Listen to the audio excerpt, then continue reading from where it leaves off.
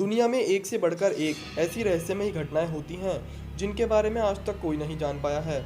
ऐसी ही एक घटना है घोस्ट शिप की, जिस पर 1948 में एक काफ़ी अजीब घटना घटी। साल 1948 में एक शिप पर ऐसी घटना हुई जिसके रहस्य के बारे में आज तक पता नहीं चल पाया है।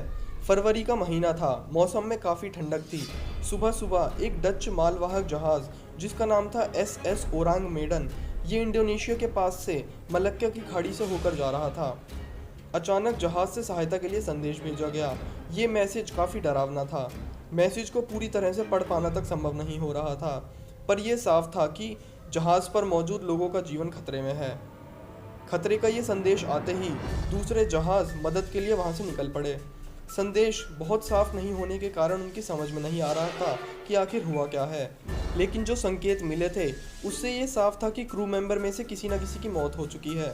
कुछ लोग ये भी सोच रहे थे कि हो सकता है जहाज पर समुद्री डाकुओं ने हमला कर दिया हो। आखिर 4 घंटे की रेस्क्यू के बाद एक शिप SS ओरांग मेडन तक पहुंचने में कामयाब हो सका।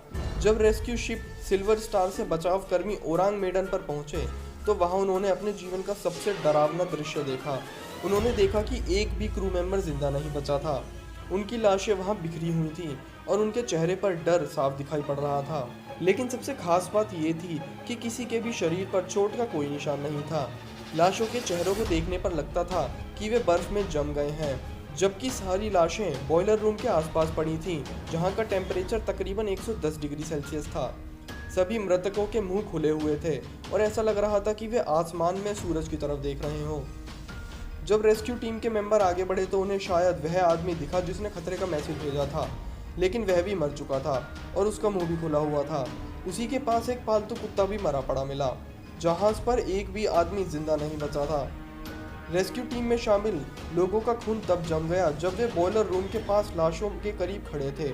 अचानक वे सब ठंड से कांपने लगे, जबकि उस वक्त बॉयलर रूम के आसपास का टेम्परेचर 110 डिग्री सेल्सियस था। इससे उन लोगों को लगा कि जहाज पर प्रेत आत्माएं आ चुकी हैं।